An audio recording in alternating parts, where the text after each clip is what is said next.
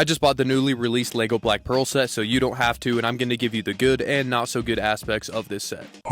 One of the biggest standouts of this set is just how good it looks on display and how well everything is integrated with all the angles and unique building techniques. It all comes together very nicely, but a little over 2,800 pieces for $380 is egregious. And of course, them not calling it the Black Pearl on the box is pretty lame. When buying this set within the first week of its release, you get this free Jack Sparrow's compass, but I feel like it would have been way better to get Raggedy and Pintail instead, which would have been awesome to get to round out the minifigure lineup. Speaking of the minifigures, there's not as many as you'd probably like, and they're not as detailed, but Jack Sparrow is a big highlight along with Captain Barbossa, especially with that alternate undead face, but I think we really should have got Jack the Monkey to go along with him. At the front of the ship, there's also a couple of anchors that can be dropped down, and there's also a small interior section that can be accessed where you'll find some treasure, and above that is the spot for the rowboat, and in this small little closet here, you'll find some rum, which of course is an absolute necessity for any pirate, and removing this section will allow you to access the captain quarters, which is very nicely detailed, and steering the main wheel will actually move the rudder back and forth, and twisting these two gears next to the rudder will deploy 16 total cannons, 8 on either side, which is easily the best feature of the set. But what's really nice with the set is the different display options you can choose, like removing the stand to have the ship like so, or removing this bottom section of the hull to make it look like it's floating in water. Even with its pros and cons, I think this is a great set overall, but let me know what you think in the comments.